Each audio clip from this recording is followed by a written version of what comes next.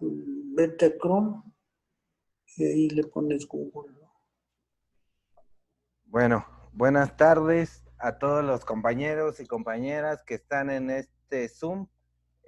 Hoy vamos a presentar el tema cooperativas mexicanas. Quisimos iniciar una serie de sesiones respecto a este tema de cooperativas, porque pues es muy importante en esta que se plantea como la 4T, pues algo importante en una transformación, pues también es la forma de la economía, y pues algunas de las alternativas que hay, pues son las cooperativas. En este sentido, pues hoy tenemos aquí a compañeros, en general, pues veo varios compañeros y compañeras que han participado en cooperativas, pero pues en esta ocasión tenemos aquí a dos personas que nos van a ayudar a llevar el tema. Primero los voy a presentar, después de esto haremos, después de que ellos hagan una charla, podemos hacer un intercambio de ideas entre todos después de la participación. En primer lugar, pues me va a ayudar a conducir esta dinámica de círculo de estudio el profesor Carlos Altamirano. Él es cineasta, pero también es abogado, es escritor, es un buen de cosas, activista, y pues le agradezco pues también por estar aquí y por hacer también la difusión y la coordinación con el invitado José Luis. El señor José Luis también es una persona que ha participado, lo voy a presentar, es maestro José Luis Sánchez Campos, profesor normalista de educación primaria, licenciado en economía por la UNAM y tiene una maestría en desarrollo rural por la UAM. Pues ha participado desde dar clases en primaria, pero de ahí también ha sido asesor económico del Banco Nacional de Crédito Rural. También entre su currículum ha sido profesor en FES Aragón, jefe de departamento de concertación de reservas ecológicas y presidente de la consultoría Creatividad y Desarrollo Político, SC, gerente del Consejo Superior del Cooperativismo, COSUPCOP, y presidente del Consejo Nacional de la Economía Social y Solidaria, AC. Bueno, prácticamente es la presentación del señor José Luis. También aquí tenemos al profesor Carlos, que él nos podrá empezar a hablar un poco más, y pues le dejo la palabra al profesor, y de ahí pues él le dará la palabra al maestro José Luis. Pues muchas gracias por la invitación en el Círculo de Estudios, y como ya bien lo comentó el compañero Marco, es enfocado principalmente al cooperativismo en México. ¿Y por qué decidir que sea el maestro José Luis quien inicie, José Luis Sánchez Campos, quien inicie este ciclo? Es principalmente, quisiera que iniciáramos, maestro José Luis. Sí. Usted tiene una tesis de grado con la que usted tiene el título de maestría en la UAM en el 2011, la cual está titulada como Cooperativismo en México, el caso de Refrescos Pascual y la Zafra Libertad.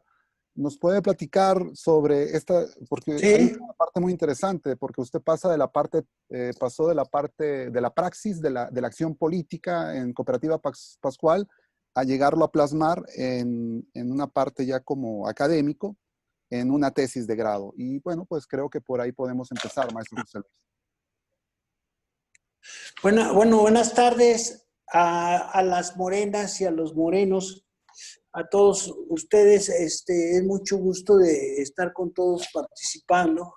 Les expresamos un agradecimiento porque me han llamado a platicar con todos ustedes, más un tema que me fascina, que me encanta.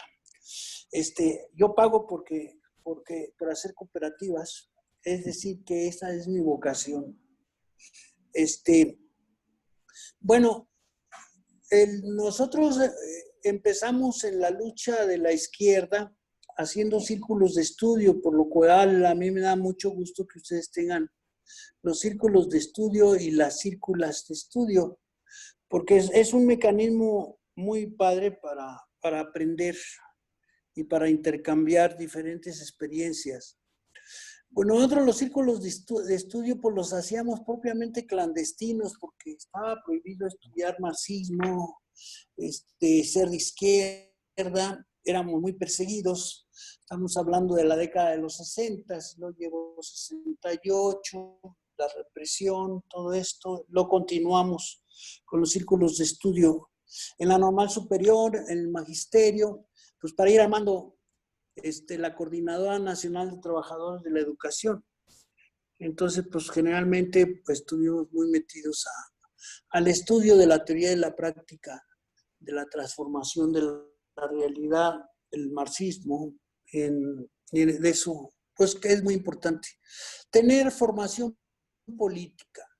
Realmente lo único que podemos hacer en la izquierda es formar cuadros políticamente a largo plazo, educar a los compañeros militantes para que en la teoría y en la práctica puedan funcionar adecuadamente y tengan una praxis política, ética y moral, como dice nuestro presidente Andrés Manuel.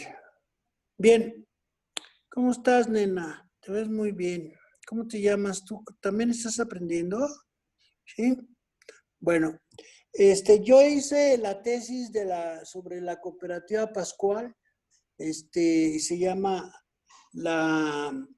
el cooperativismo en México, el caso de Refrescos Pascual y la Zafra Libertad.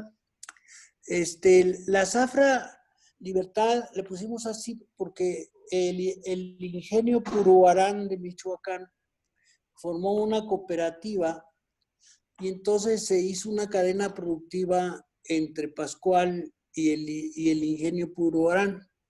El ingenio Puruarán fabricaba el azúcar que le vendía como insumo a la cooperativa Pascual y Pascual procesaba la fruta y el azúcar. Entonces funcionaron muy bien un buen tiempo. Lo que pasa es que luego desapareció la cooperativa Puruarán, pero era importante buscar cómo se articulan las cooperativas. Los principales antecedentes de la cooperativa Pascual es cuando la industria se llamaba Refrescos Pascual. Esta industria surge en 1930, se establece en la colonia Anáhuac, empieza a envasar agua de botellón y hacer paletas de sabores. Luego el refresco Pascual, y ya en la década de los 40 se hace sus plantas en San Rafael y en la colonia Tránsito. En la colonia Tránsito, en la calle Puturini y Clavijero, ahí donde se empieza a crecer la planta, y en los años 50 empieza a producir la famosa Lulú, y el Pato Pascual, que luego es demandado por Disney por usar el pato como atractivo, como imagen, y Disney lo demanda a Pascual diciendo que pues esta es una figura que ellos crearon para Disneylandia.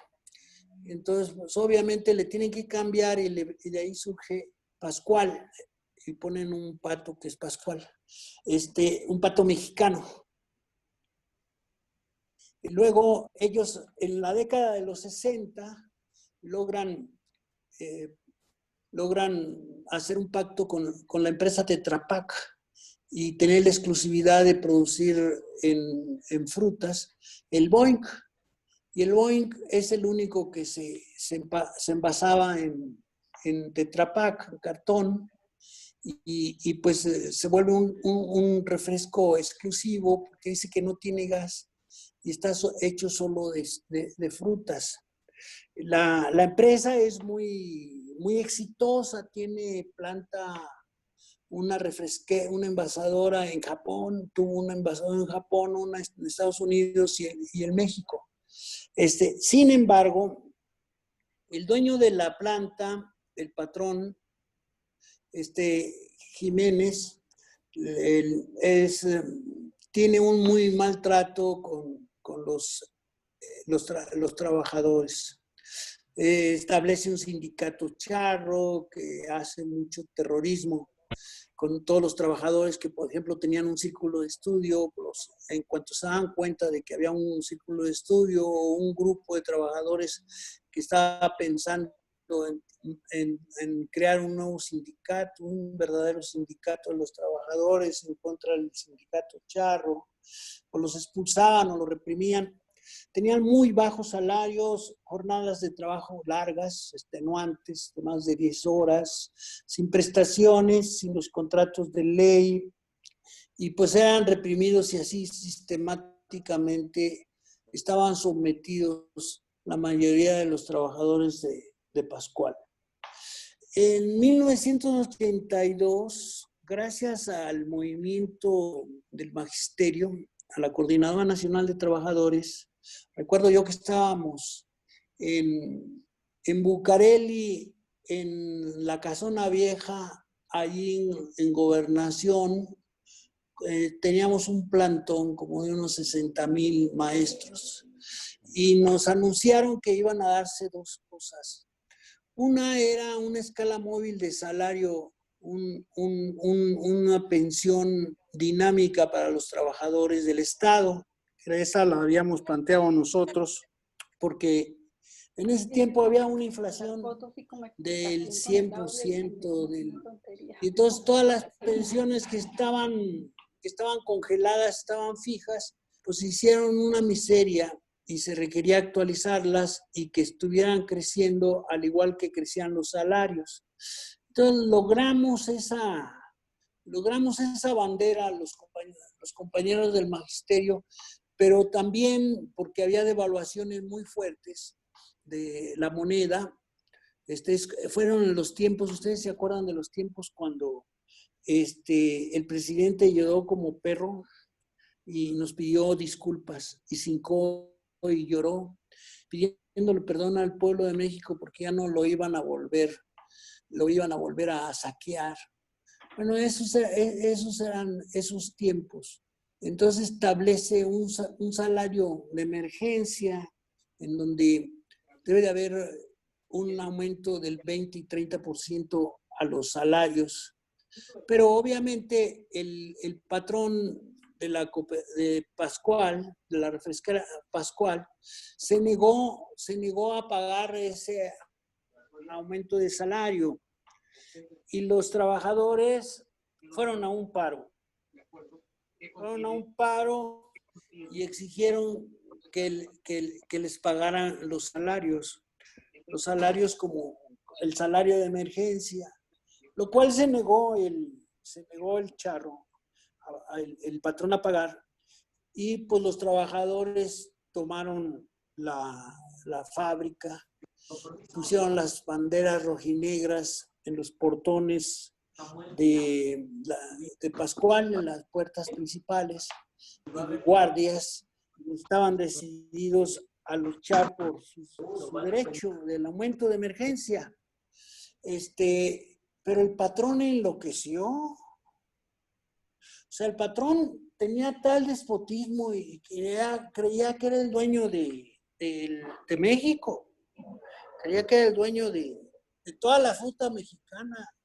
Y entonces lo que hizo fue mandar a unos pistoleros y él dirigiéndolos con pistola en mano, y de tal manera que mataron a 2 compañeros y uno resultó herido. Y así, eso enardeció a los compañeros de la cooperativa, a los compañeros de trabajadores, sindicalistas, y pues salió en todos los medios de comunicación. Llegaron con nosotros a la coordinadora, y la Coordinadora Nacional de Trabajadores de la Educación decidió apoyar la lucha de Pascual y convocar junto con ellos a una gran marcha. Esa gran marcha, pues fue una marcha de todo el pueblo de México, una marcha monumental, que salió de la Normal Superior a Gobernación, en donde pues cerca de más de 100,000 personas marchaban apoyando a Pascual y pidiendo justicia. Justicia porque pues era un acto extremo, ese de que saliera un gorila matando a los trabajadores porque estaban luchando por un aumento de emergencia que era oficial, que era declarado por la Secretaría de Trabajo como una necesidad urgente para resarcir el nivel de vida y las prestaciones y el poder adquisitivo del salario. Entonces, pues, evidentemente, los compañeros de Pascual siguieron luchando y luego no les hacían caso, 1000 trámites, el desgaste, pero ellos con sus botes iban y boteaban en los camiones, en los centros, en el metro, en los centros de concurrencia, y pues todo lo que sacaban de los botes lo llevaban a la fábrica y ahí lo distribuían entre todos de manera equitativa, de tal manera de que todos tuvieran ingresos para poder permanecer en la lucha, en la huelga. Pero la huelga se prolongaba y ellos decidieron tomar un piso de la Secretaría del Trabajo. La Secretaría del Trabajo, entonces, como esto fue antes del sismo, en 83, 84, la Secretaría del Trabajo estaba ubicada en Vértiz y Fray Servando Teresa de Mier. Ahí estaba la Secretaría de Trabajo, que con el sismo del 85 se cayó el edificio. Pero ellos tomaron el piso y ahí se quedaron, cerraron y clausuraron las oficinas, de tal manera de que las autoridades no hacían caso y ellos insistían e insistían permanentemente en que este conflicto se resolviera y no se prolongara más. Y había un grupo de compañeros de Pascual que se encargaban de botear lo que era la salida de Los Pinos por Paseo de la Reforma, y ahí encontraban diariamente al entonces presidente, ya en ese tiempo, Miguel de la Madrid Hurtado, y le pedían que cooperara para la huelga. Y diario, y el señor era insensible y rígido, y no abría la ventana, ni les apoyaba, y los veía con desprecio, cuando él era el responsable de resolver el conflicto, igual que O'Farrill, que era el secretario de Trabajo. Bien, para no alargársela mucho, la resistencia de los trabajadores y el apoyo del pueblo, porque el pueblo apoyó toda la área metropolitana de la Ciudad de México, apoyamos a los trabajadores y pues el resultado fue que la Junta de Conciliación y Arbitraje declaró que tenían razón y que el patrón tendría que pagar con las instalaciones, con el equipo y la maquinaria que pasaría a manos de los trabajadores. Evidentemente había una figura muy destacada que era el asesor político de la huelga y que era el entrañable compañero Demetrio Vallejo. Demetrio Vallejo era el que dirigía a la huelga y tenía pues todo el respeto de los trabajadores, porque ya era grande, ya tenía su buena edad, ¿no? Don Demetrio, porque él había sido líder del movimiento ferrocarrilero en 1958, en la gran huelga ferrocarrilera de 1958-60, cuando el sindicato de ferrocarrileros del cual fue secretario general Demetrio Vallejo, un oaxaqueño, exigía que hubiera un sindicato verdaderamente representativo de los trabajadores, que fuera electo por los trabajadores, que fuera democrático. que verdaderamente luchara por las condiciones de vida y de trabajo de los trabajadores ferrocarrileros del país. Y se conjuntó con otro movimiento en 58. Voy a hablar de este movimiento porque es algo que va a hacer un parteaguas en la historia de la vida laboral del país. Con el movimiento revolucionario del magisterio de la sección 9ª del CENTE, con Otón Salazar y con los telegrafistas, pues hicieron un movimiento muy fuerte en 58-60, de tal manera que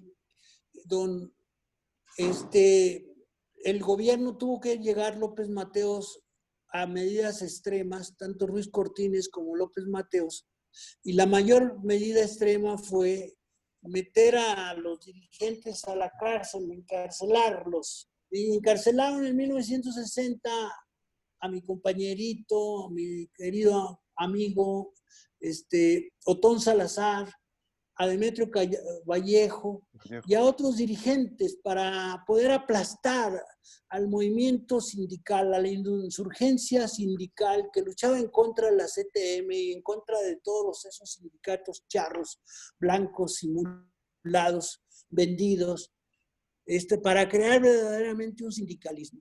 Bueno, pues ese fue como trataron a Demetrio y estuvo en la cárcel desde 1960 hasta 1973, imagínense, pasarse en Lecumberri, en el Palacio Negro de Lecumberri, tantos años de su juventud, tantos años de su madurez, junto con Otón, y salieron con la apertura democrática, con la amnistía que hizo Echeverría en 73, y de ahí Demetrio se unió con este hombre Berto Castillo, líder del 68, uno de los líderes del 68, y formaron el Partido Mexicano de los Trabajadores. Y como él se dedicaba mucho a los trabajadores y soñaba con el socialismo, él era un comunista, era miembro del Partido Comunista Mexicano, y estaban peleando por el socialismo en esa época, y querían establecer pues empresas que fueran manejadas por los trabajadores. Entonces, don Demetrio Vallejo, junto con otros compañeros abogados, fueron los que, al ganar el laudo, Demetrio les dijo a los dirigentes, hicieron una reunión y llegaron a la conclusión que tenían que hacer una cooperativa con todos los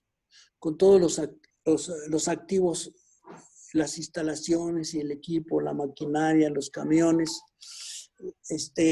para hacerla trabajar. Pues los compañeros se reunieron en un cine que estaba allí por Tepito, creo que el Azteca, ya no me acuerdo bien del cine, y ahí llenaron el auditorio y todos se preguntaban, bueno, ¿y qué es una cooperativa? ¿Cómo me van a dar a mí mi dinero? Y entonces Demetrio tomó la palabra y les explicó a todos lo que era una cooperativa. Demetrio era un orador fulminante, brillantísimo, un erudito de la oratoria, talento, un joven obrero oaxaqueño, bueno, en ese tiempo no era tan joven, pero empezó a hablar y empezó a explicarles, ¿qué es una cooperativa? Bueno, una cooperativa, una empresa privada, es cuando 2 o 3 capitalistas son los dueños del capital, los dueños de las acciones, y los demás, los trabajadores, trabajan para ellos. Y entonces todo está en manos de los empresarios, y a los trabajadores lo único que les dan son sus salarios. No se trata de hacer una empresa como esa, se trata de hacer una empresa social, en donde la propiedad social de los medios de producción sea de los propios trabajadores, todos sean dueños de la empresa. En lugar de admitir a un patrón o a una burguesía despótica que nos impone las condiciones de trabajo, que nos impone el proceso de producción, con despotismo y autoritarismo, son los propios los trabajadores los que generan el proceso de producción, los que democráticamente deciden cómo producir, cuánto producir, en dónde producir, y en las condiciones de venta, etcétera. Pero la diferencia es que mientras la utilidad de la empresa, en la empresa privada se la apropia el capitalista, en este caso el rendimiento que se logre en la cooperativa se distribuye equitativamente entre todos los cooperativistas, que son también los trabajadores. Entonces, pues reciben sus salarios y también reciben sus rendimientos.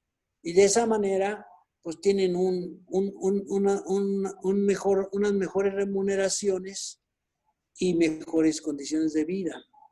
Entonces, esa es la idea de generar una cooperativa.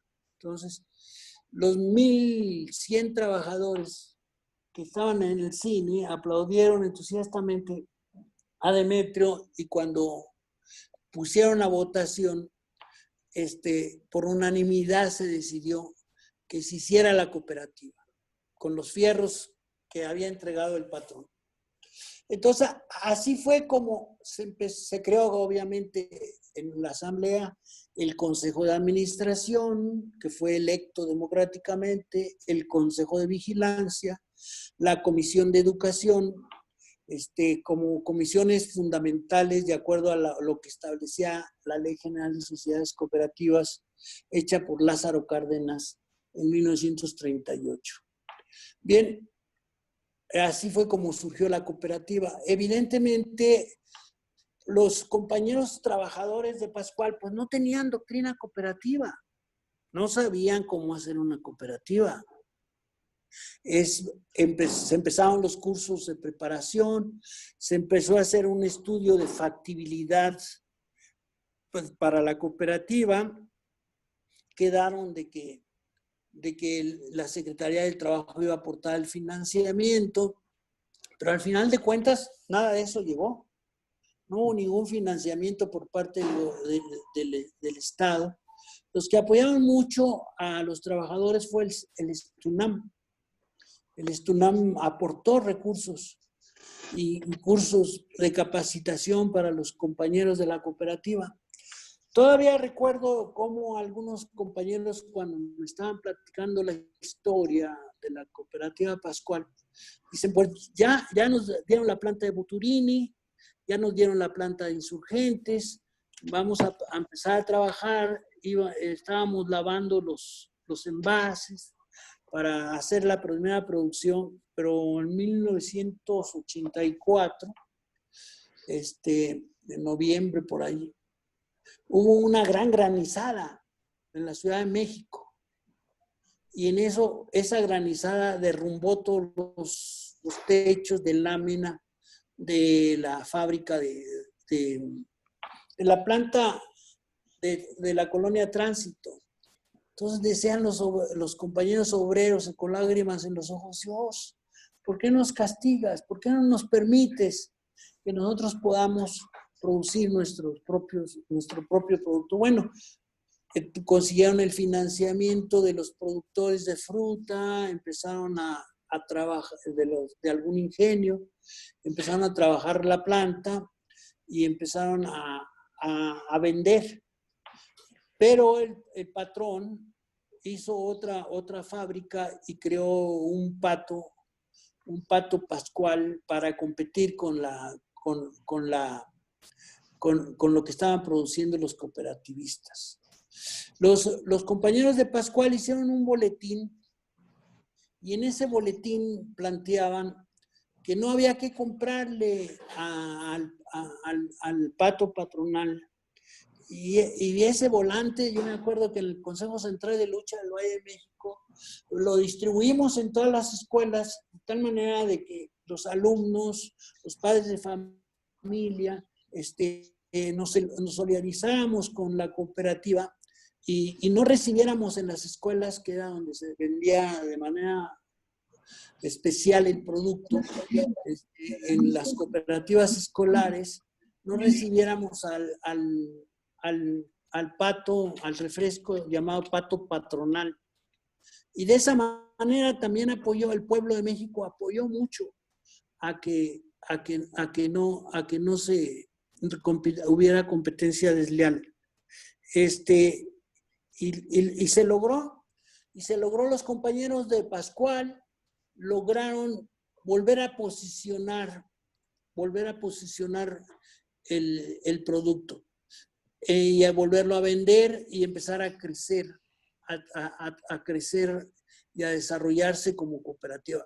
Obviamente, yo lo estoy haciendo de manera muy sintética y muy sencilla, pero ustedes imagínense para poder a echar a andar las calderas, a conseguir la fruta, a administrar los recursos, que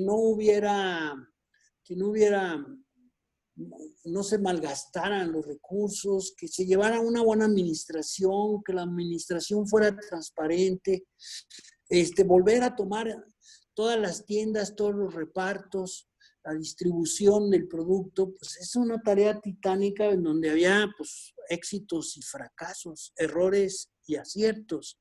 Pero así era como ellos iban creciendo y se seguían entusiasmando, de tal manera de que traían, hay que señalarlo también, un producto que tenía, pues es un producto estratégico, tenía mucho mercado ya muy posicionado.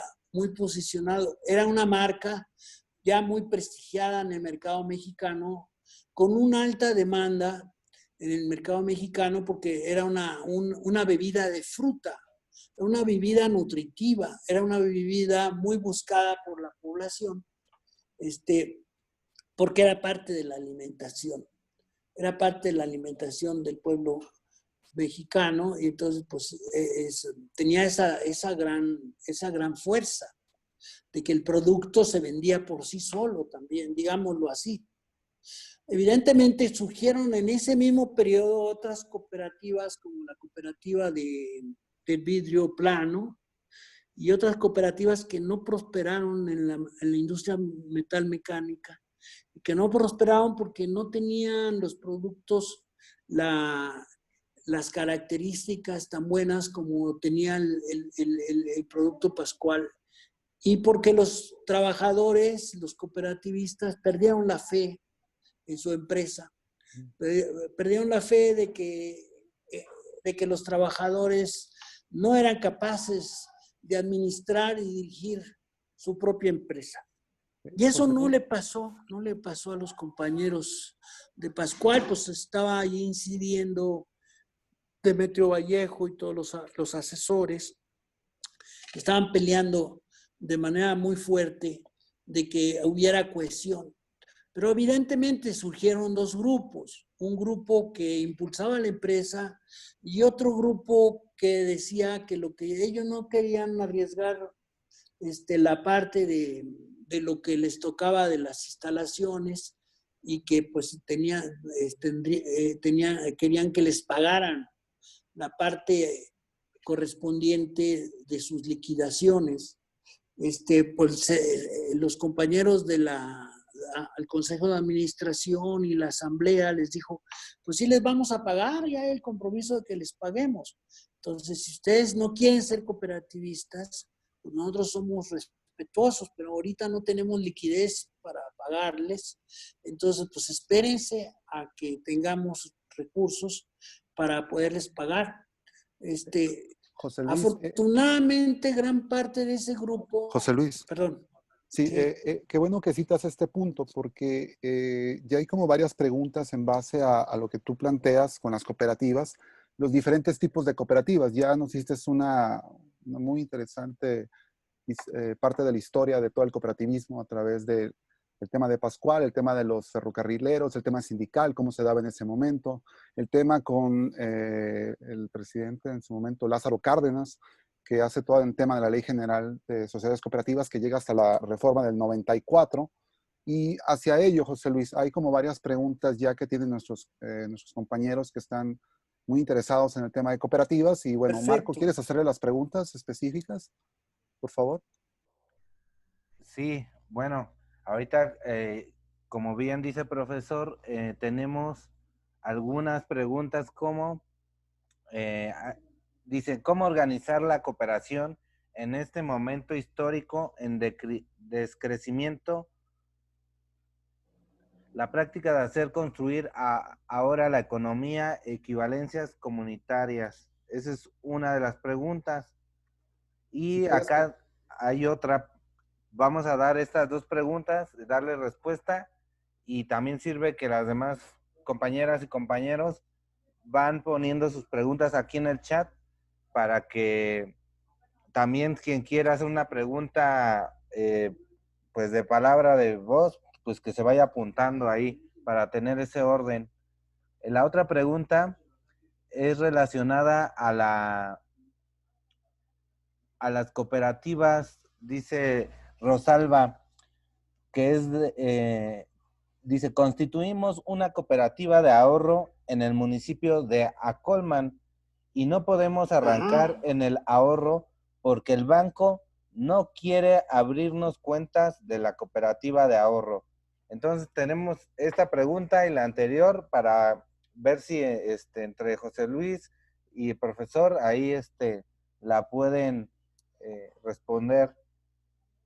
Adelante. Maestro José Luis, adelante, por favor. Bueno, miren, entonces los compañeros, quiero concluir lo de Pascual. Sí, Los por favor. compañeros de Pascual logran generar una cooperativa muy exitosa. La cooperativa de producción de la rama de alimentos más exitosa. Ellos tienen una planta muy grande en San Juan del Río que hace pulpa y tienen la planta más moderna en Hidalgo, en Tizayuca, y entonces pues realmente es una gran producción la que ellos generan, así como para poderlo señalar muy claramente.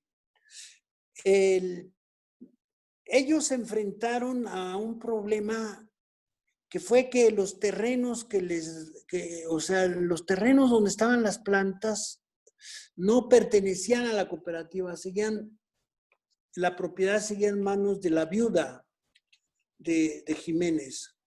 Entonces, Andrés Manuel, ¿qué hace? Creo que ustedes son Andrés Manuelistas, ¿verdad? Hace un decreto expropiatorio para que los terrenos de las plantas queden en manos de la cooperativa Pascual. Sin embargo, ese decreto de expropiación, la Suprema Corte de Justicia lo invalida.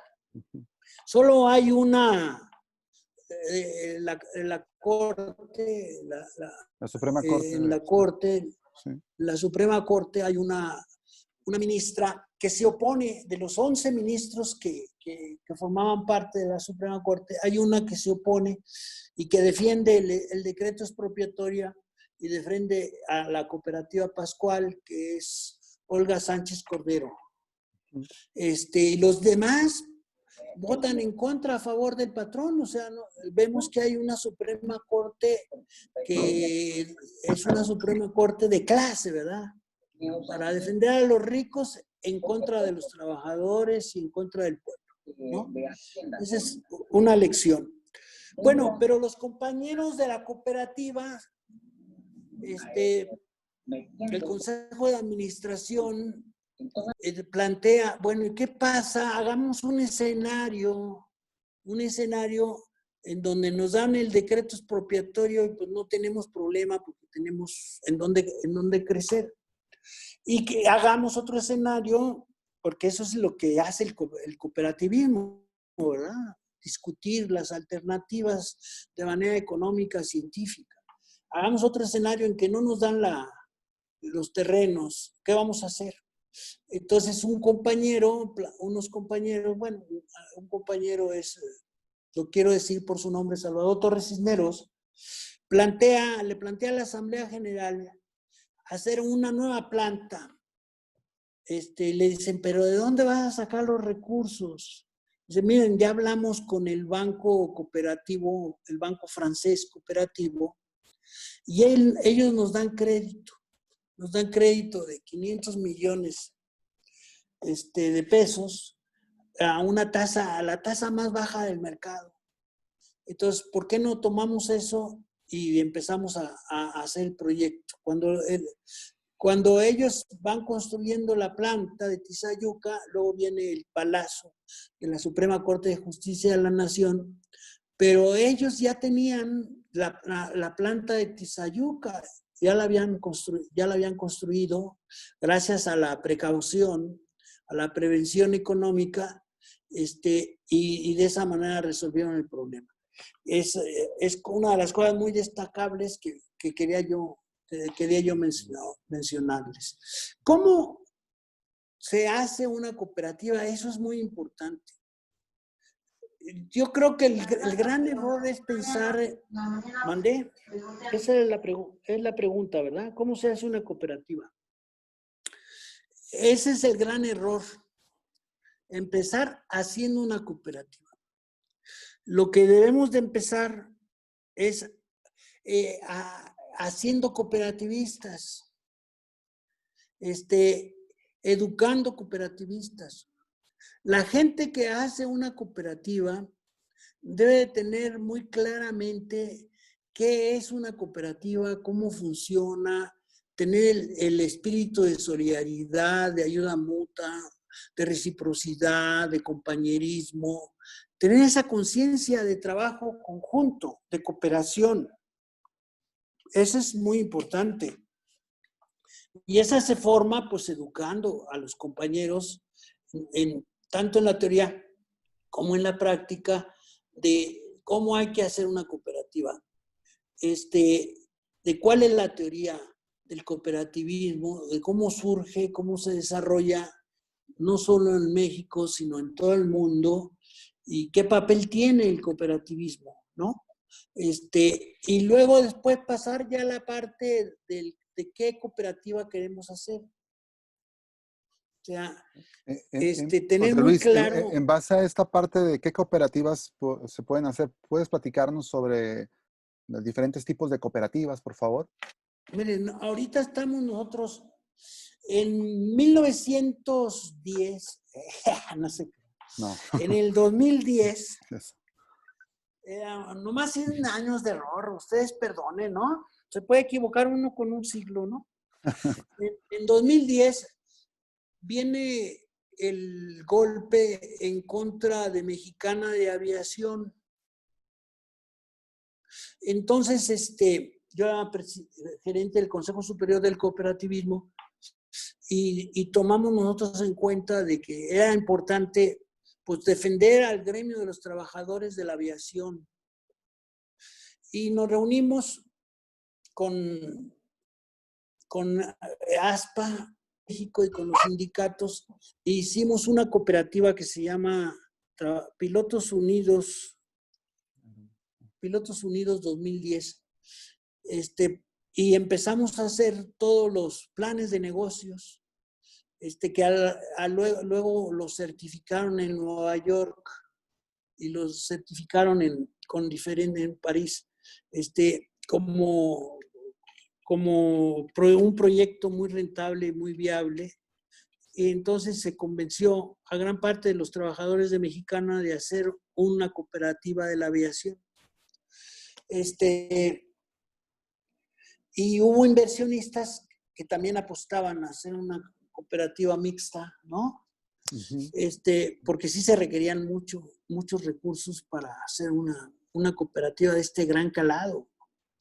Ya se tenía todo, pero cuando se llegó a solicitar la concesión, o sea, ¿qué hicimos primero? Bueno, pues lo primero que se hace es una asamblea en donde se determina que se va a hacer la cooperativa, se hace la acta constitutiva de la asamblea, en donde se elige y se especifica quiénes son los miembros del Consejo de Administración, quiénes son los miembros del Consejo de Vigilancia y quiénes son los de la Comisión de Educación. Esta acta se protocolizó en la delegación Venustiano Carranza, entonces hoy alcaldía. Se dio fe pública y luego se llevó a Hacienda, se sacó el alta de Hacienda, la firma electrónica y todos los requisitos, el registro se llevó al registro público de la propiedad, y se sacaron todos los requisitos que se tenían. Ya se tenía todo para volar, pero no se tenía la concesión de los cielos de México. Y esa concesión solamente la puede dar el presidente. Entonces, el presidente era Felipe Calderón Hinojosa. Y cuando se le planteó eso, se negó rotundamente a que se hiciera esta empresa. Queremos decirles que obviamente sin la concesión pues no se podía volar y ellos pues querían fortalecer a Aeroméxico y que Pedro Aspe y Miguel Alemán hicieran sus empresas y crecieran, ¿verdad? A costa de Mexicana de Aviación. ¿Por ququé? Porque Mexicana de Aviación era una empresa muy prestigiada, tenía más de cerca de 100 años como empresa y era muy reconocida. Y pues había que quebrarla para que pudieran entrar otras empresas con costos más altos de las tarifas. Y entonces pues no nos dejaron volar, ¿no? De esa manera fue como pasó.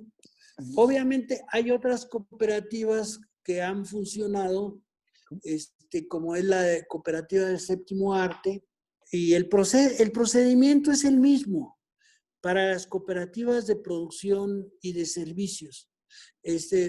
Nos metemos a internet, sacamos la acta constitutiva y hacemos la asamblea, la llenamos, la llevamos a un notario, a un corredor público o a la alcaldía o al municipio que nos corresponda, nos dan fe pública y con esa fe pública la llevamos al registro público de la propiedad y de ahí nos dan, ya nos la dan protocolarizada y de ahí la mandamos a Hacienda para sacar la alta de Hacienda y tener el registro federal de contribuyentes. De esa manera se hace una cooperativa. Hicimos algunas otras cooperativas, como ahorita tenemos una hecha en el oriente del Estado de México, que se llama Agrococo.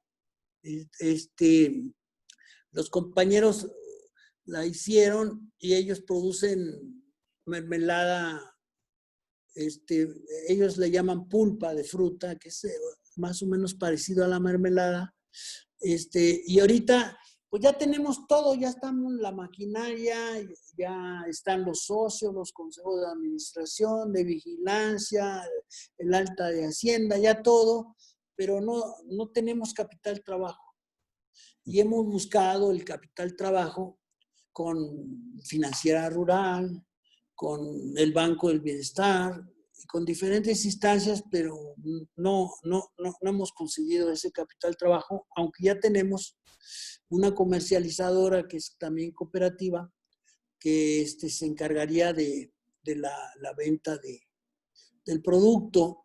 Entonces ahí pues es cosa de conseguir el financiamiento para pues ya ponernos a producir. Hay otra cooperativa que también está allí mismo en Cocotitlán que se llama Agrocerdos.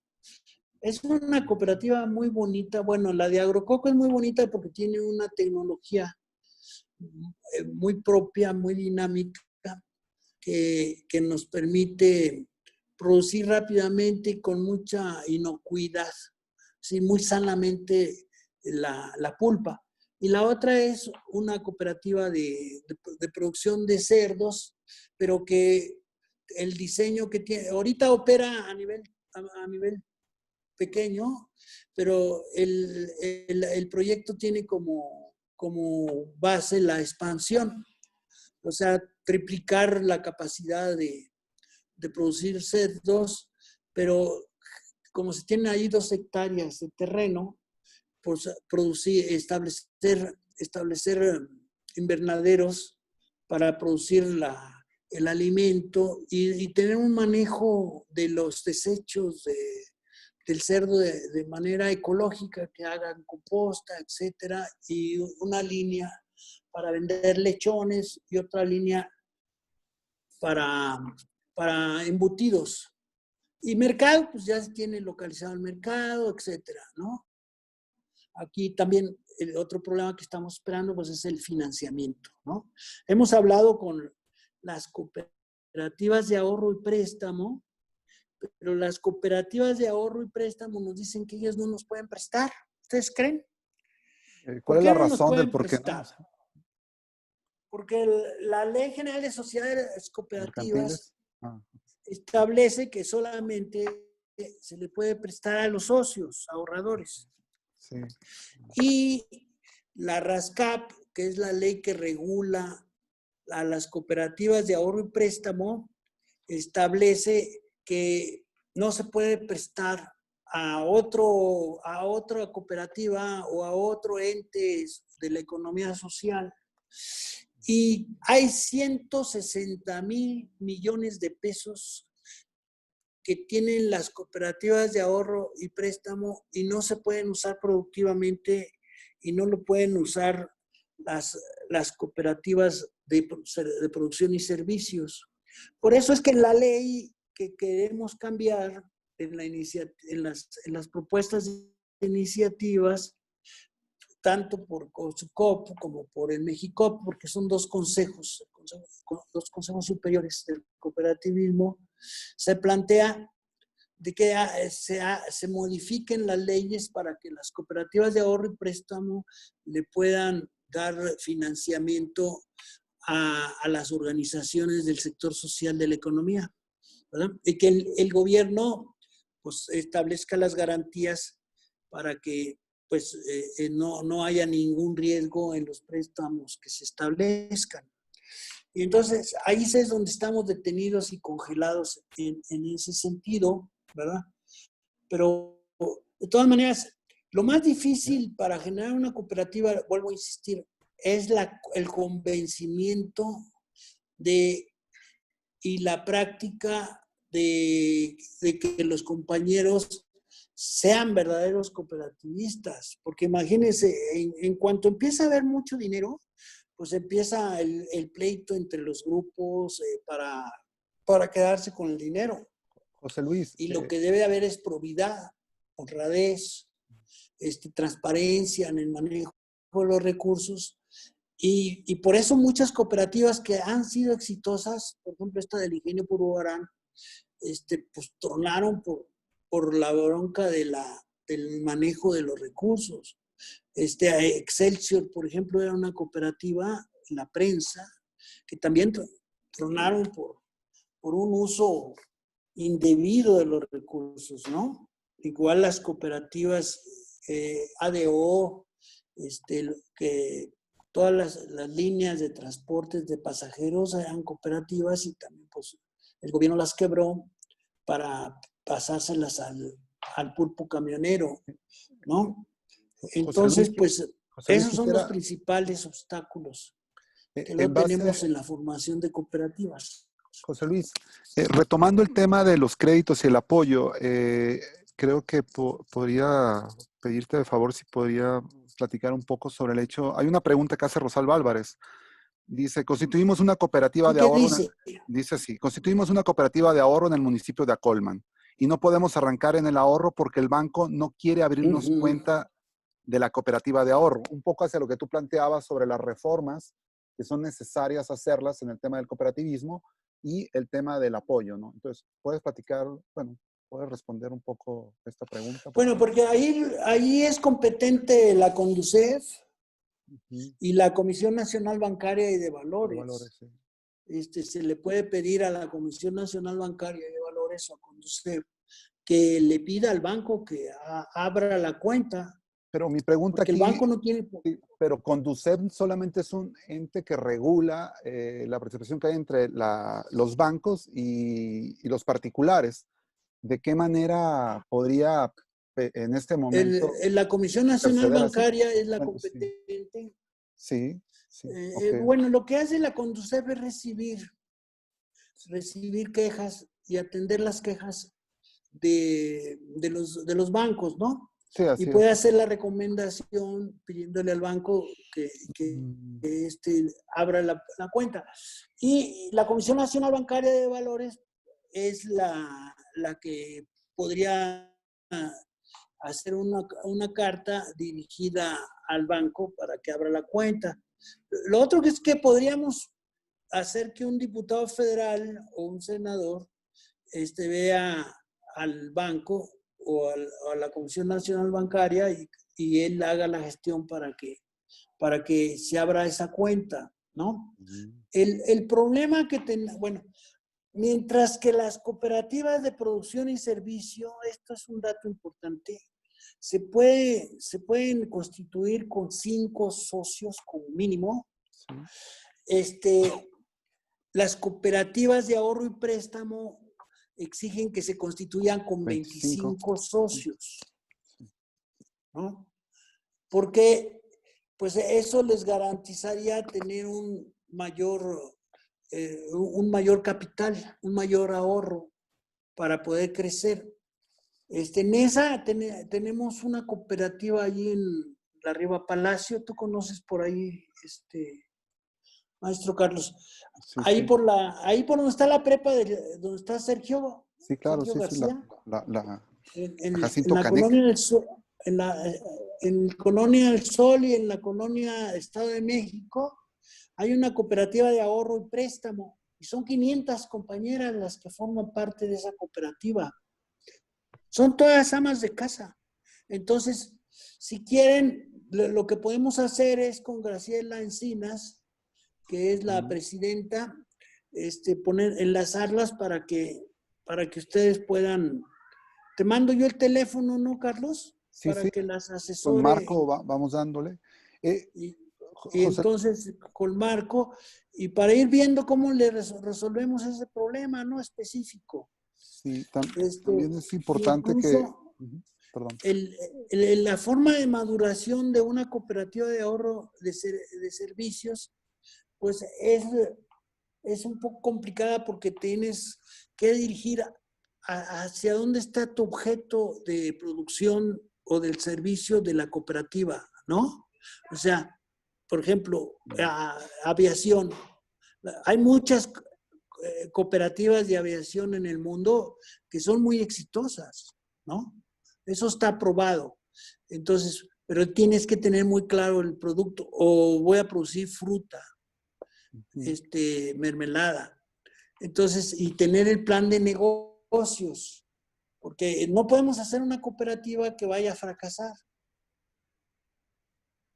Tiene que tener un estudio, tener un buen proyecto que garantice que esa cooperativa pues, va a ganar el mercado, ¿no?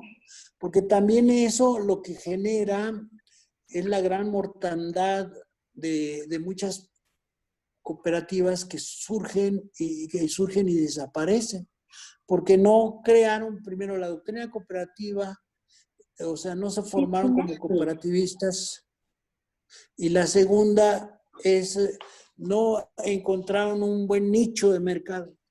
Entonces necesitamos encontrar los nichos de mercado que tengan mayor viabilidad y rentabilidad. Sí, eso es muy Porque hay una importante. segunda pregunta. Una Sí. segunda pregunta que ¿qué hacemos con la pandemia y con la situación en la que estamos? Pues miren, en las peores circunstancias las tuvimos parecidas en 1929, 1930, 31, 34, cuando hubo la Gran Depresión económica. Y en México, Lázaro Cárdenas, desde 1934, empezó a impulsar la creación de cooperativas. Y eso fue, junto con los ejidos, toda la parte agrarista, lo que le dio un gran impulso a la economía nacional. Fue lo que generó el milagro mexicano, lo que le llaman internacionalmente.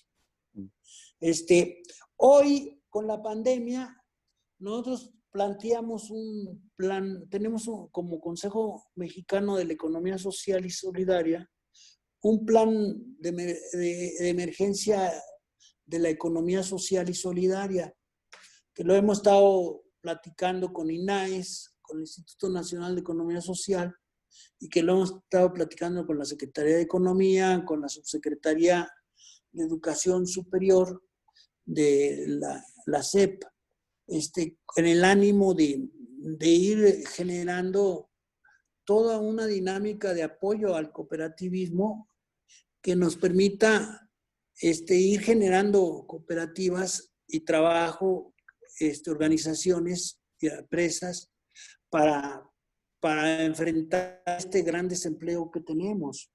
Nunca me había pasado en mi vida ver que la economía caiga acerca de el Producto Interno Bruto disminuya acerca de un 15, 20%. Es algo muy dramático, algo desastroso. Yo creo que solo en la Revolución nos pasó algo parecido, la Revolución de 1910. Entonces, pues necesitamos la recuperación, y para la recuperación, pues lo tenemos que hacer. La cuarta transformación, que yo de broma digo, pues la 4T son tacos, tamales, tostadas, tortillas, ¿no? Es la cuarta T. La cuarta transformación la tenemos que hacer nosotros, pues impulsando a la economía social. ¿Qué es lo que es la economía social según el artículo 25 de la Constitución? La economía social se constituye por ejidos, comunidades, cooperativas, empresas de los trabajadores, empresas de los sindicatos y todos los que producen bienes y distribuyen bienes socialmente necesarios, mercados públicos, centrales de abasto, etcétera, ¿no? Entonces, pues hay que impulsar que se cumpla el precepto constitucional, la ley de la economía social y solidaria, la ley general de sociedades cooperativas, pues para aprovechar todo esto. Pero también se requiere pues que haya presupuestos destinados para el sector, porque el presupuesto que se tiene es muy raquítico para el sector cooperativo, para el sector de la economía social. Entonces requiere que haya un presupuesto. Pero también se pueden conseguir financiamientos externos, o sea, en el BID, en el Banco Norteamericano de Desarrollo, incluso los AFORES, pues usarlos productivamente. O sea, ¿cuántos recursos no tenemos en las AFORES?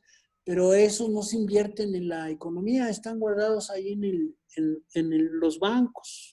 Entonces, en lugar de que estén en los bancos, pues pasen a la organización de las cooperativas, así como se hizo en el cardenismo, ¿no?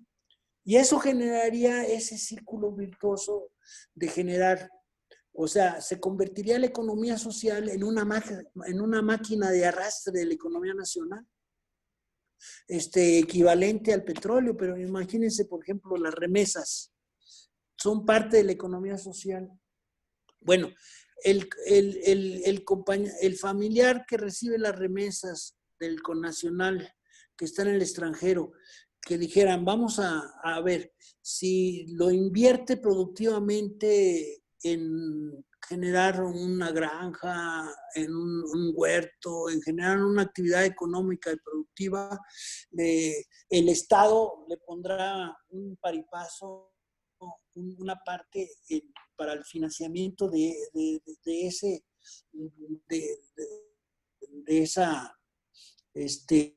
ese recurso. Entonces las remesas, pues aparte de que vendrían a México, vendrían también a apoyar y apuntalar a la economía social. Y de eso generaríamos empleos, ingresos, mejores condiciones de vida. Y pues, pero a eso tendríamos que entrarle fuerte los de Morena. O sea, tenemos que hacer cosas. Apoyar a nuestro presidente como lo estamos apoyando, a nuestro gobierno, y trabajar específicamente en hacer cosas que permitan darle empleo, ocupación, trabajo, ingreso, mejores condiciones de prestaciones a la gente que trabaja en el sector. ¿Y qué le pasaría al mercado interno? En lugar de estar importando alimentos, que importamos cerca del 70% de los alimentos que consumimos en México, pues los producimos nosotros, como lo hacíamos antes. Y los excedentes de esta producción de la economía social, pues la exportamos como lo hacíamos antes. La exportamos al mundo, ¿no? Y la vendemos, y esto nos permite pues hacer crecer más la economía social y solidaria. ¿Y qué le pasa al mercado interno? Pues el mercado interno crece. Ya no dependemos del mercado externo. O sea, ahorita la economía norteamericana se paraliza. Pues eso nos paraliza a nosotros también. Si ellos están parados, nosotros nos paramos, porque lo que producimos nosotros es destinado a la exportación, destinado a Estados Unidos para que ellos hagan producir su industria y su economía. Entonces, eso es estratégico para el país. Yo creo que Andrés Manuel está apuntalando y está metido en buscar que esto detone, ¿verdad? No es fácil detonar esto, es un proceso organizativo muy fuerte, que tenemos que cooperar nosotros en Morena, que tenemos que sensibilizarnos a todos los demás, y no solamente visto desde Morena, ¿no?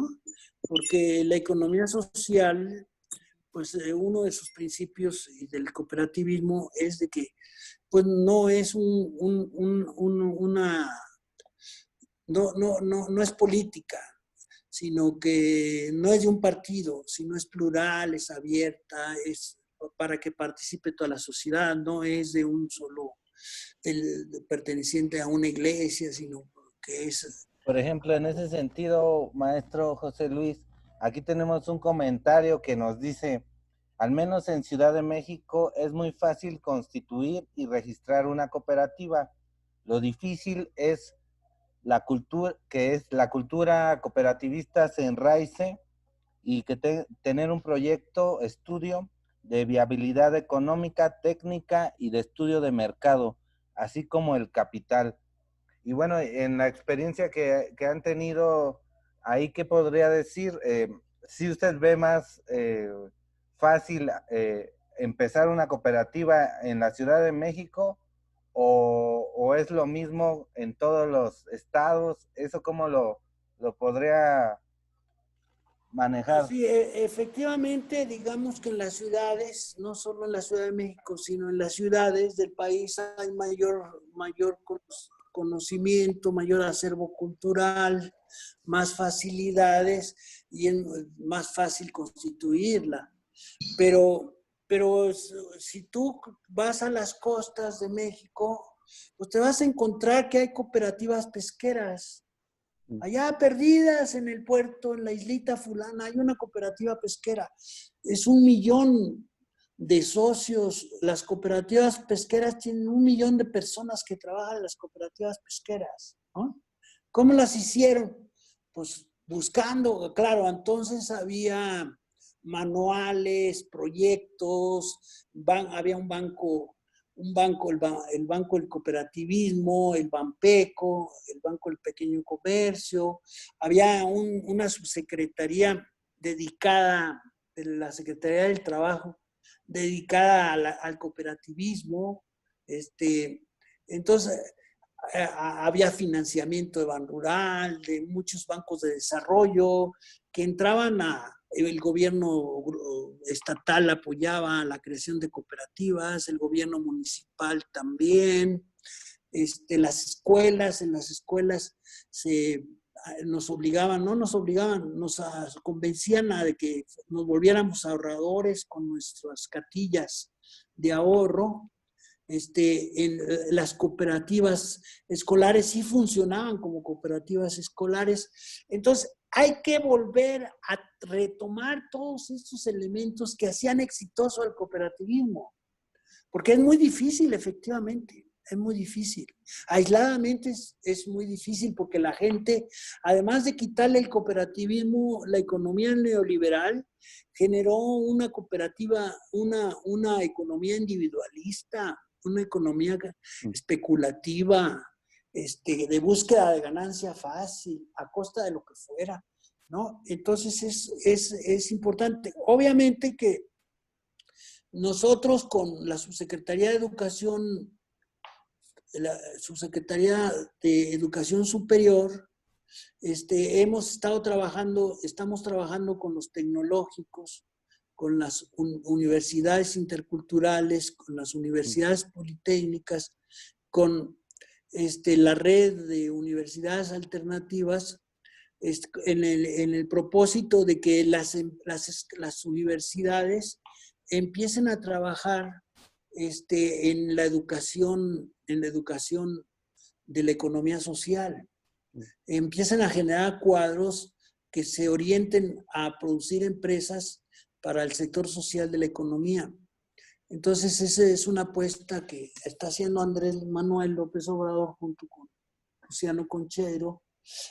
También hay una universidad a distancia de la SEP, que así se llama, Universidad Abierta y a Distancia de la SEP, que tiene 65,000 alumnos.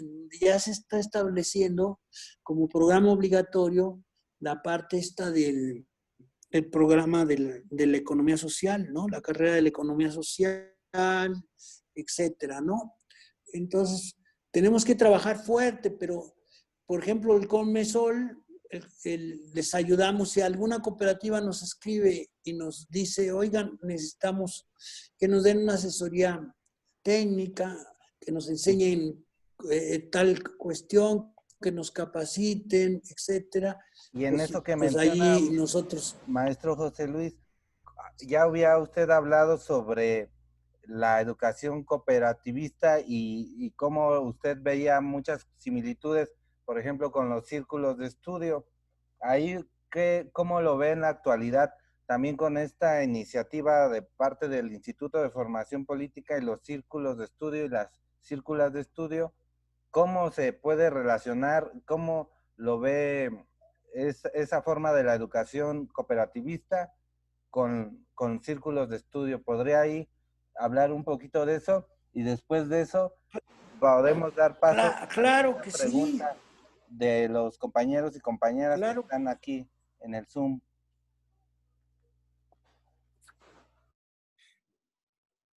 Claro que es importante los círculos de estudio y ligarlas a las universidades que también están haciendo esto. O sea, para que hagamos una sinergia entre todos los actores y en un momento dado una círcula de estudio, pues ya tienen un proyecto y quieren que vayamos y les demos unas clases o una asistencia técnica o cómo se elabora un proyecto, etcétera, pues con gusto lo podemos hacer, ¿no? Entonces, nosotros, todos los compañeros que forman parte del Consejo Mexicano de la Economía Social, pues saben de cómo hacer esto, de tal manera que puedan ayudar, no solo yo, sino todos en conjunto, ayudar a apoyar a los círculos de estudio y a las círculas de estudio. Créeme que si yo no hubiera ido a un círculo de estudio, no hubiera conocido lo que logré conocer, leer El Capital, el Manifiesto, toda la teoría marxista, y luego practicarla, ¿verdad? O sea, nosotros estamos revisando cuando hicimos el sindicato de trabajadores, el sindicato democrático de los trabajadores de Ban Rural, pues nos reuníamos a preparar cuál era la estrategia y cómo ir luchando y cómo íbamos a trabajar en la lucha, en los círculos de estudio, ¿no? En el Banco Nacional de Crédito Rural, pues había montones de círculos de estudio. Eran, claro, clandestinos porque estaba prohibida la sindicalización. Cuando descubrían a algún compañero de un círculo de estudio, pues lo corrían sin más, ¿verdad? Sin ningún derecho ni nada, tenías que ir a la Comisión Nacional Bancaria a exigir que te reinstalaran, etcétera, ¿no? Pero el chiste es que pues no tenían ningún derecho. Sin embargo, el derecho sindical, la lucha laboral, seguía en el banco a través de los círculos de estudio. Cuando llega la nacionalización en 1982, y puede haber sindicatos bancarios, pues surge un gran sindicato en el Banco Nacional de Crédito Rural, de base. ¿De dónde surgía? Pues de los círculos de estudio, de los grupos que nos reuníamos a estudiar, de los periódicos que se hacían, las iskras, que encendían la conciencia de los bancarios, pues aparecían en los escritorios. ¿Y de dónde surgen? ¿Quién los hace? ¿Cómo surgen? Pues de los círculos de estudio, ¿verdad? Entonces, es muy importante el círculo de estudio, la círcula de estudio. ¿Por qué? Porque es la base de la organización, son las células reales de la organización. Son las que teorizan, discuten y van a la práctica, a hacer política en la práctica, ¿no? Y ver los resultados y corregir los resultados. Pues por eso son muy importantes los círculos de estudio. Por eso me da mucho gusto que ustedes estén haciendo estos círculos de estudio. José Luis, por favor, ¿podrías ponerte un poco de luz? Es que no te estamos viendo. Ok, déjame, prendo la luz. Sí, gracias. También, bueno, si alguien tiene alguna otra pregunta de los compañeros y compañeras que están por ahí, ya tratamos de vertir algunos de los comentarios. Aquí tenemos otro de Conrado López. Dice que con Camex está funcionando, Caja de Ahorro y Préstamo está funcionando en muchos municipios del país. El Banco del Bienestar será pronto una alternativa de apoyo para las cooperativas. Hay que pedir que apoye la economía social. Si no se logra financiamiento nacional, hay que ir al Banco Internacional de Desarrollo. Sí, por ejemplo, aquí retomar también el ejemplo que había comentado el maestro José Luis con un préstamo que se había obtenido también de un banco de cooperativa, me parece que de Francia, ¿no? Sí, la cooperativa Pascual. Años. Igual Sí. También ese es uno de los problemas que hemos visto, ¿no? Que se puede tener como ya el plan para arranque, también tal vez generar algunas flexibilidades para integrarlas formalmente, pero muchas veces los primeros años, cuando se incuban, el principal problema es cómo se financia, ¿no? Eso también tendrá que ver mucho con la misma forma de que como estamos acostumbrados, ¿no? Porque yo también he conocido algunos casos donde no, los cooperativistas se integran a la vez. Pues debe de haber una política de Estado, como dice Conrado. Sí, o sea que aquí menciona que sí, prácticamente una alternativa va a ser el Banco de Bienestar. Ajá. Pero bueno, ahí los diferentes... Sí, también. Y bueno, acá tenemos ya una pregunta más concreta. ¿Cuáles son las fuentes de financiamiento externo? Ponen ONU, Unión Europea, Estados Unidos, si existen grupos de asesores técnico-económicos que puedan apoyar a bajo costo, ¿no? Ahí pues retomar también lo que ya había dicho el maestro José Luis, y aquí hay varios compañeros y compañeras que también podrían asesorar, pero ahí ¿qué nos pueden comentar? Sí, Conrado, qué bueno que estás. Conrado es economista y forma parte del Consejo Mexicano de la Economía Social y Solidaria. Pues mira, hay muchos bancos internacionales, muchas cooperativas internacionales que nos pueden apoyar para el financiamiento. Por ejemplo, las cooperativas de Quebec, de Canadá, son cooperativas financieras.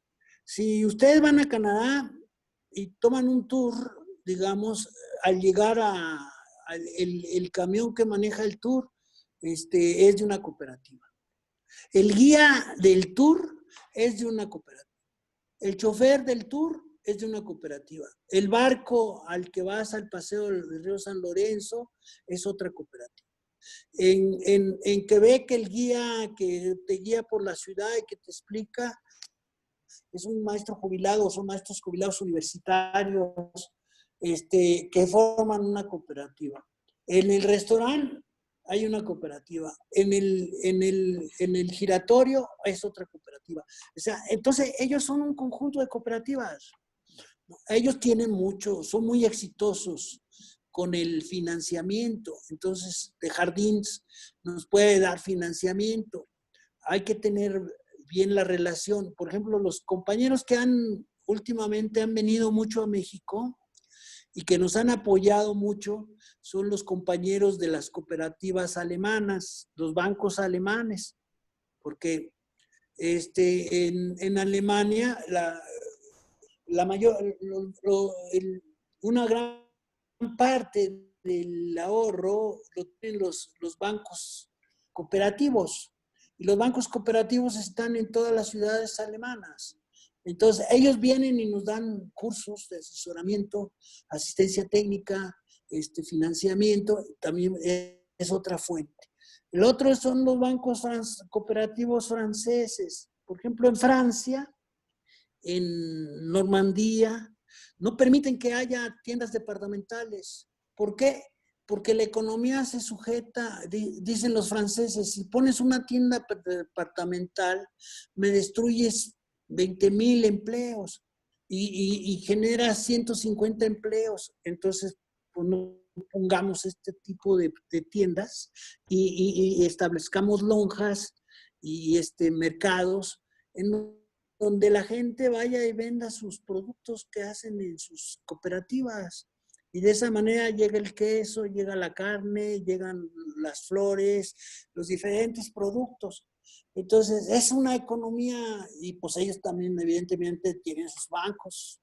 En la India, en China, Japón, pues es muy importante. Incluso en Estados Unidos, la mayor cooperativa de América, pues es una cooperativa eléctrica de Estados Unidos.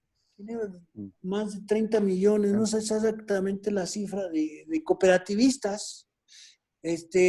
Gran parte de la economía norteamericana se sostiene con cooperativas.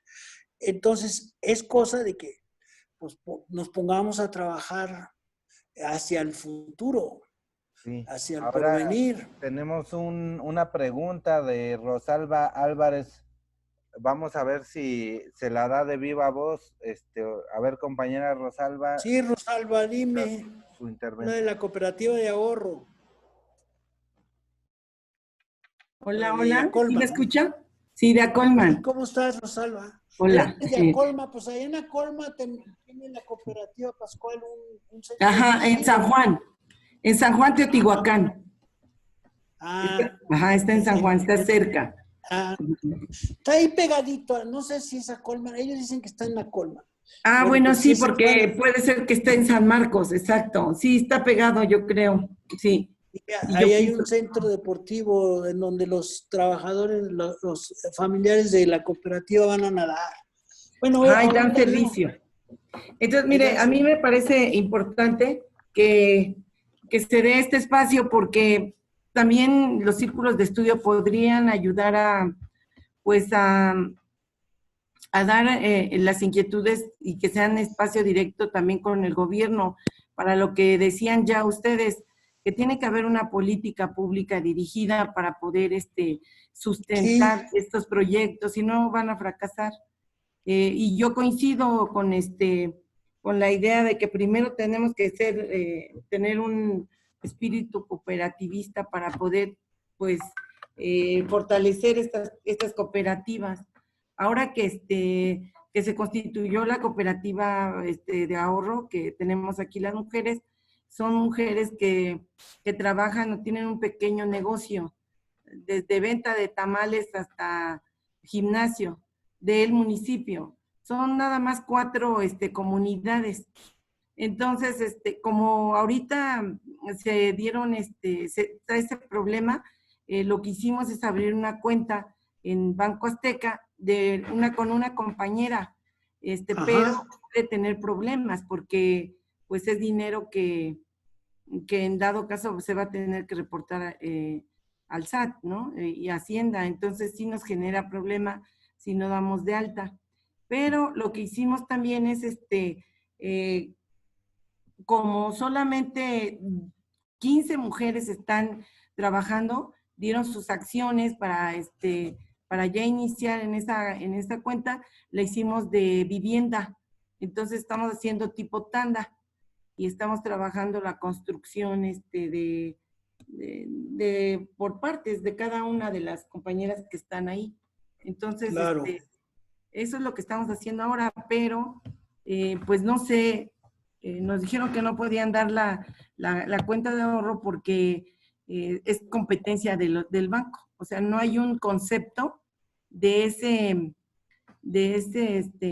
esa cuenta de ahorro. Entonces, no sé si, como lo dijo alguien ahí de los compañeros, tenga que ser con Camex o con las grandes cooperativas, con los consejos o como le llamen, a nivel nacional creo que hay 2 y te cobran un recurso, ¿no? Un recurso para poder ahorrar y todo esto, pero el problema son las sucursales. Ok, Entonces, mira. para mí no creo que sea una alternativa y creo que sí sería importante que pues nos dieran información de las políticas que se quieren ejercer con lo del Banco del Bienestar, porque Bienestar. sí se van a abrir, pero, por ejemplo, yo fui a donde están ahorita pagando y no, dijeron que eso no, que nunca lo han, Bansefi, que nunca lo han, Sí, nunca lo han lo que era trabajado. Bansefi. Ajá, y que no, que eso no funciona ahí. Entonces, si nosotros, si van a funcionar esos bancos para esta alternativa de la cooperativa, pues es importante inscribir o meter ahí el recurso, porque pues es recurso, digamos, es pequeño, son pequeños, no estamos compitiendo con un gran banco. Claro. Y sí fortaleceríamos el Banco del Bienestar, teniendo claro lo que se va a hacer, porque los rumores de que si son cooperativas, Sí. Sí, no muchas deja de gracias, ser un Rosalba, problema. Uh-huh. por ese comentario. Es muy buen ejemplo porque aparte, pues es una cooperativa pues de ahorro y también por lo que mencionas, pues integrada por mujeres, que también es importante poner esos ejemplos. Entonces vamos a ver qué nos puede comentar el maestro José Luis, el profesor Carlos, y no sé si alguien después tenga algún otro comentario. Mira, Rosaura, la cooperativa esta de Nesa que te platico también usó ese mismo recurso de que una compañera abriera la cuenta, le hiciera crecer, ¿no? Entonces, y luego ya, porque el problema de meterte inmediatamente a que te regulen como cooperativa de ahorro y préstamo, es que tienes que cumplir muchos requisitos, muchas cosas burocráticas, y luego a veces no funciona la cooperativa y ya la estás registrando y ya tienes todos los compromisos y las cargas que te exige la ley y no funciona. Entonces, una manera de probarla también es, pues, económicamente empieza uno a hacer la cuenta con una compañera confiable, ¿verdad? De tal manera de que vas haciendo crecer la cuenta y vas generando el espíritu solidario, la distribución del rendimiento, los préstamos, etcétera, ¿no? Luego, por ejemplo, si haces una cooperativa de vivienda, no te van a permitir tener una cooperativa de ahorro y préstamo. La ley lo prohíbe, es otra de las cosas que queremos cambiarle a la ley, ¿no?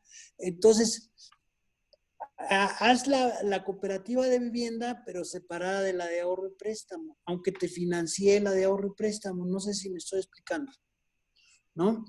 Porque de esa manera tú puedes pues construir las viviendas y te financia la cooperativa de ahorro y préstamo y haces las tandas que estás planteando, que es muy buena idea, ¿verdad? Lo más importante es tener imaginación, así como ustedes la tienen, y creatividad para ir haciendo las cosas y atreverse a hacer las cosas, porque hay mucha gente, que ese es otro de los problemas para la construcción de las cooperativas, se la pasa discutiendo y especulando, pero no hacen las cosas. Entonces lo que se requiere es que se hagan las cosas, la práctica. Que sea la práctica la que nos demuestre la terrenalidad de nuestro pensamiento o el error que tenemos en nuestro pensamiento, ¿no? La experimentación es el aire que respira el sabio. Entonces, de eso se trata.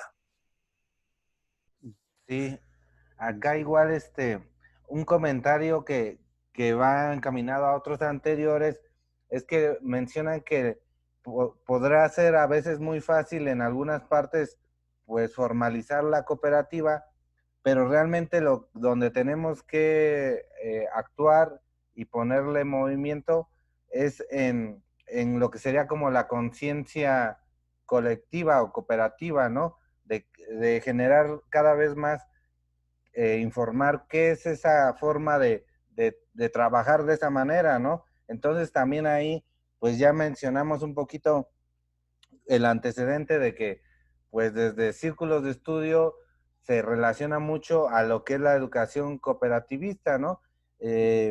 Igual, no sé si ya no tenemos aquí otras preguntas, no sé con qué quiera ir cerrando señor José Luis y el profesor Carlos. Porque una de las cosas que me faltó a mí es de la cooperativa Pascuale, es que ellos, por ejemplo, establecieron una planta en San Juan del Río, porque anteriormente el proceso de la producción del Boeing, bueno, del refresco y de la luz también, era de que ellos mandaban a grandes congeladoras, a grandes almacenes a congelar la pulpa.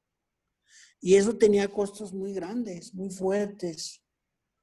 Entonces, pero ellos estuvieron investigando y descubrieron que podrían hacer pulpa y almacenarla por medio de pasteurización y almacenarla en barriles cerrados al vacío, y eso les permitió pues ahorrarse muchísimo dinero en el costo de lo que era la refrigeración de la pulpa. Y hoy tienen esa tecnología y ellos tienen pues mucha pulpa que usan en las diferentes estaciones. Por ejemplo, la guayaba.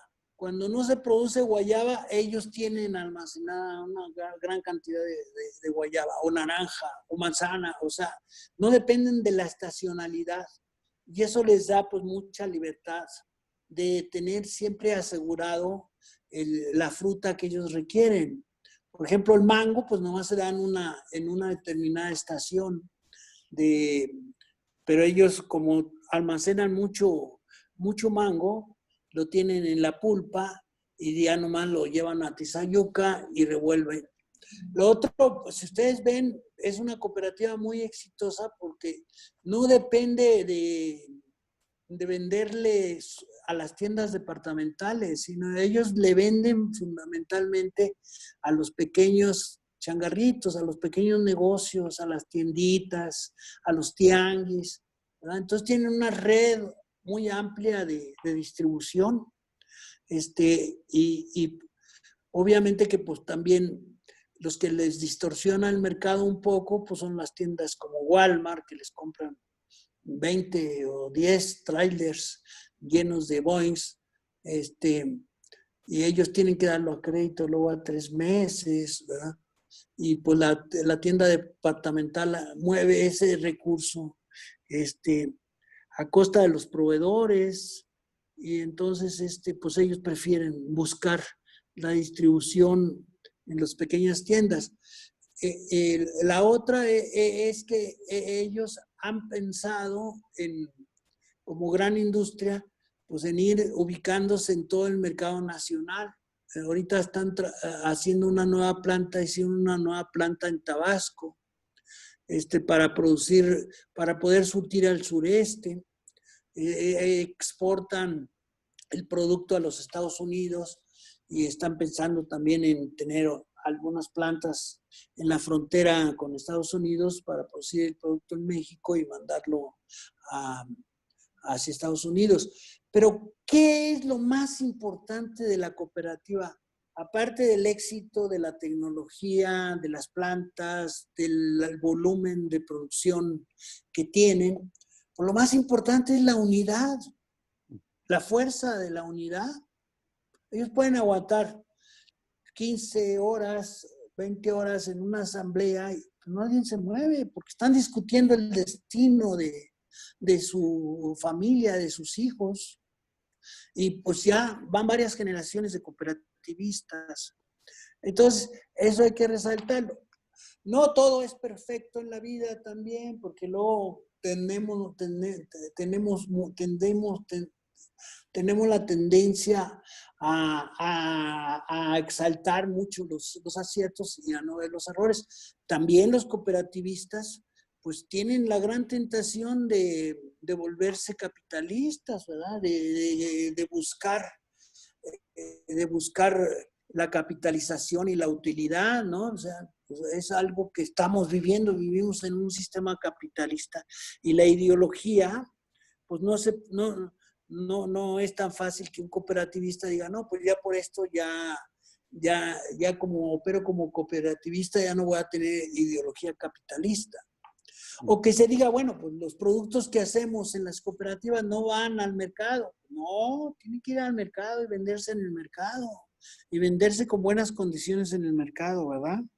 Entonces, pues es un reto muy grande. No, es un reto, es un reto para todos nosotros los jóvenes, ¿verdad, muchachos? De producir este cambio y de tener las propias empresas. O sea, la economía social, el cooperativismo, es el futuro de la humanidad. Verdaderamente es la nueva economía. Si no, ustedes vean lo que ocurre nosotros en el mundo, tenemos 1,000 millones de cooperativistas. O sea, se dedican a trabajar el cooperativismo en el mundo. Entonces, pues es una cantidad enorme. La mayoría de los países van tendiendo hacia las cooperativas. En 2021, en México, se va a hacer el Foro Global de la Economía Social y pues esperemos que todos asistamos y llevemos propuestas y llevemos cooperativas y organizaciones y hagamos un emporio y construyamos todo el andamiaje social que necesitamos, que haya una política de Estado dedicada a la economía social, ¿no? Entonces, el futuro del mundo no está en el capitalismo, está en la economía social y solidaria. Sí, así es.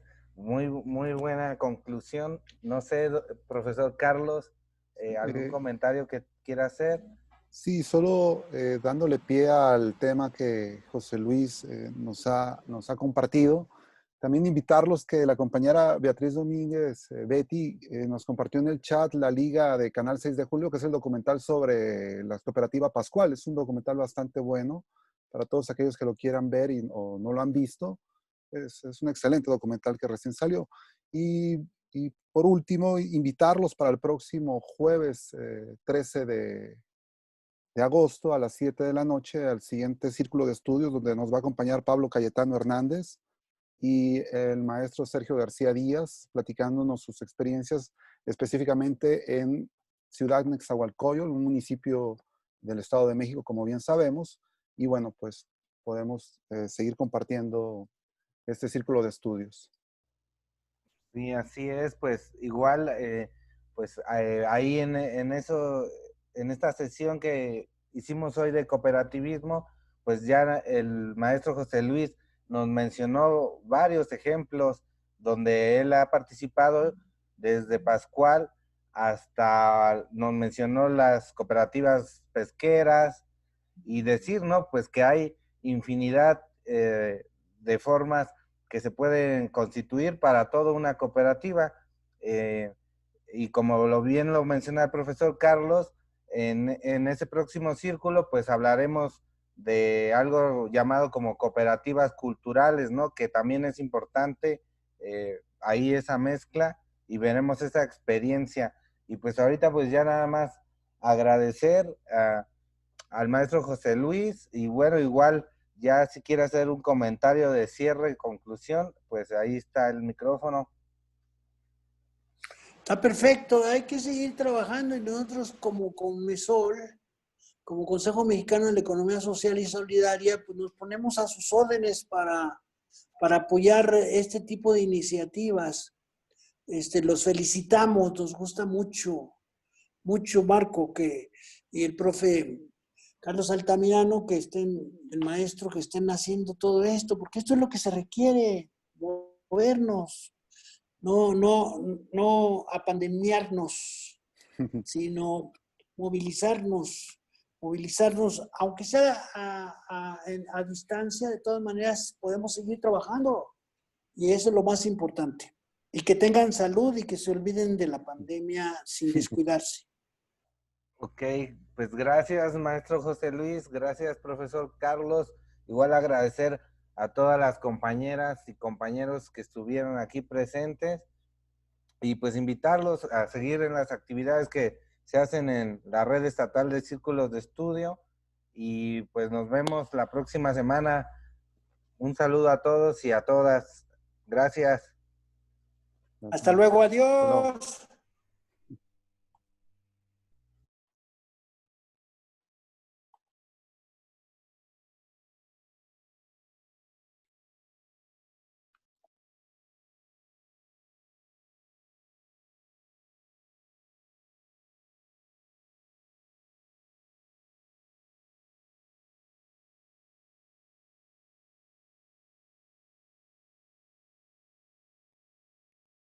Saludos a Carlos Altamirano.